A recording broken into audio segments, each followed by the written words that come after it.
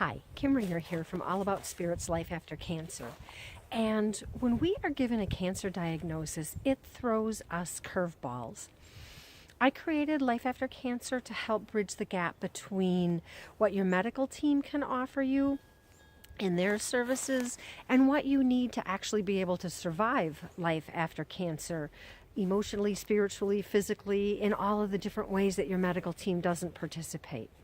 So I want to welcome you to episode 64, and as you can see, it's pretty cold out here, so this is probably going to be a short episode. But I wanted to welcome you to episode 64 of Life After Cancer, and today's episode is called Life is a Paradox. And you know, it's a paradox because we are spiritual beings and we are conscious energy and we are having a human experience and we are trying to embrace our bodies and our minds and our spirits all at the same time that we are trying to navigate cancer while we're trying to face cancer. And this is the first in a series of episodes that are going to be based on the work of Dr. David Simons, and he's one of the co-founders of the Chopra Wellness Center, and his work was really instrumental in my healing process. He was a neurologist, and he was an authority on mind, body, and spirit medicine. And he was also an expert in the healing arts like Ayurveda and some of the other ancient healing arts. And his work was really the impetus for a lot of the retreats and the workshops on spirituality and the mind-body connection and healing that were not only done at the Chopra Center, but also have been integrated in a lot of different practices in organizations like the Cancer Treatment Centers of America. They have used a lot of his work in building their programs. And his book, Return to Wholeness, is a book that I have read and read and read and read and read. And in that book, he shared what he knew about Western medicine and also what he knew about the other practices, the other philosophies, the other teachings, and offered tools, not just information, but tools and practices to help people navigate that journey of active cancer treatment and then actually life after that active treatment. So Deepak Chopra is the one that actually talks about life being a paradox, and he says that we are spiritual beings vibrating conscious energy at the same time that we appear as flesh and blood entities or human beings.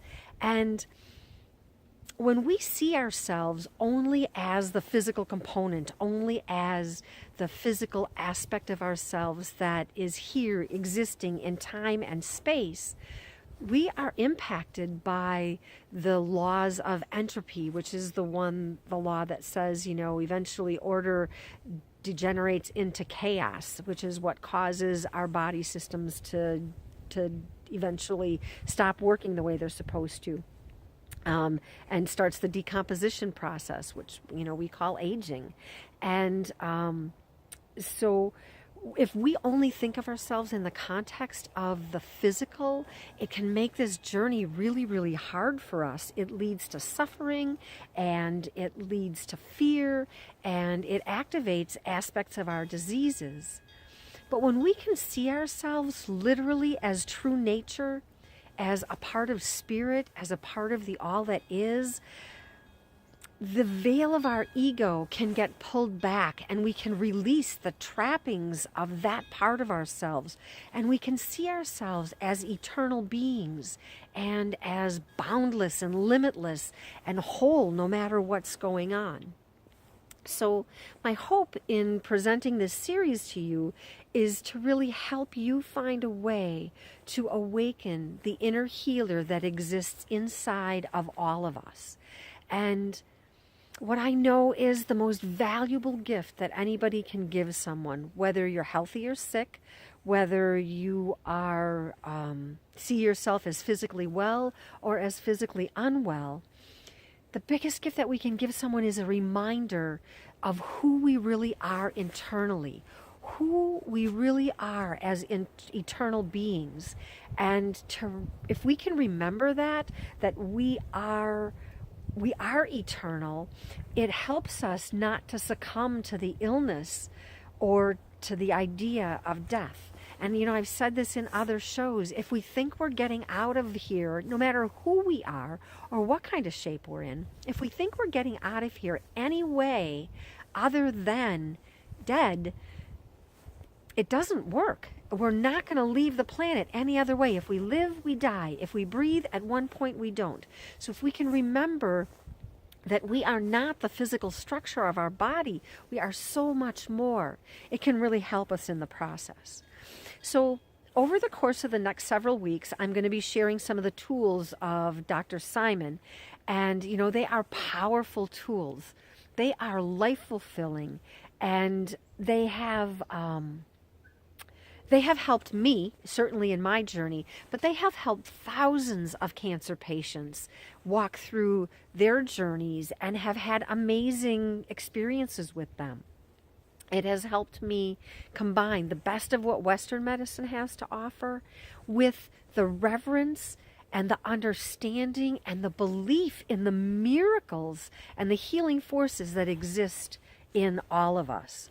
So these courses over the next several weeks, we're going to talk about emotions and our feelings, and when we're first diagnosed, how we have this sense of dismay and this disbelief, and how these feelings of dread just start to take over for us. And then we'll talk about how those feelings really are a mask for a deeper feeling, which is fear, and how the different faces of fear. There's the fear of pain, the fear of becoming dependent on someone or something else, the feeling of having your body dismembered, having parts of you removed. There's fears of regret and loss and, of death itself. And when we have those kind of emotions traveling through our bodies, there is a chemical release in our bodies that has an impact on us. And we'll talk about that kind of stuff. And then what we can do to try and help facilitate our own healing. We'll talk about the betrayal that we feel sometimes by our body for not showing up the way we had hoped it would. And then it will help you become an active partner, hopefully, in your own treatment.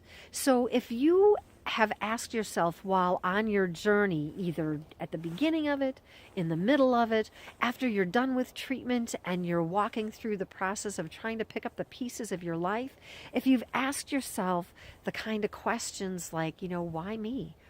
Why did this happen? What do I do from here? This series is for you, and it is dedicated to helping you become educated on all of the things that your body can do to help you and to empower you, and to help empower you to invite your own healing process to step in. And it might improve the quality of your life for sure, and maybe it might even improve the quantity of your life. So my invitation to you is to tune into the series of the series that I'm creating on wholeness, on healing your body, and on the work and the study of Dr. David Simon.